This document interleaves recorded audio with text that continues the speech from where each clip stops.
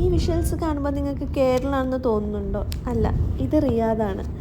ഇവിടെ ഇപ്പോൾ winter തുടങ്ങിയതുകൊണ്ട് vitamin D ഡെഫിഷ്യൻസിക്ക് chance വളരെ കൂടുതലാണ്. കഴിഞ്ഞ കുറേ നാളുകളായിട്ട് ഞങ്ങളെ 3 പേരെയും പിടിപെട്ടിരിക്കുന്ന ഒരു വലിയ പ്രശ്നം ഇത് തന്നെയാണ്. ഇന്ന് ഞങ്ങൾ കുറച്ച് സമയം വെയിൽ കൊള്ളാൻ വേണ്ടി ഇറങ്ങിയതാണ്. റിയാദിൽ താമസിക്കുന്ന മിക്ക ആളുകളും വൺ ടൈം എങ്കിലും വന്നിട്ടുണ്ടാവാൻ സാധ്യതയുള്ളൊരു സ്ഥലമാണ് റിയാദിലേക്ക്, പ്രത്യേകിച്ച് മലയാളികൾ.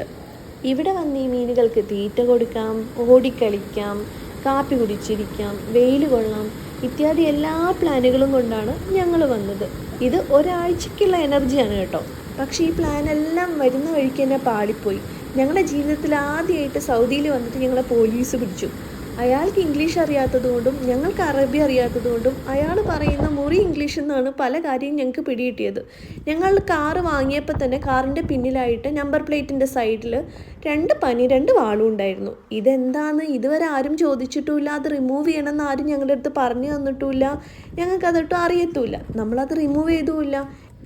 പിന്നെ ഇവിടെ വന്നിരുന്നതിന് ശേഷം ക്ലോസ് കോണ്ടാക്റ്റിലുള്ള കുറച്ച് ആളുകളോടൊക്കെ കോൾ ചെയ്ത് ചോദിച്ച് ഇത് എത്ര രൂപ ഫൈൻ വരും, എന്താ സംഭവം എന്നൊക്കെ ചോദിച്ചപ്പോൾ ആർക്കും വലിയ പിടിയൊന്നും ഉണ്ടായിരുന്നില്ല. എന്നാൽ പിന്നെ വരുന്നിടത്ത് വെച്ച് കാണാമെന്ന് വിചാരിച്ച് ആ കാര്യം അങ്ങനെ വിട്ടു. പക്ഷെ അതുകൊണ്ടും തീർന്നില്ല.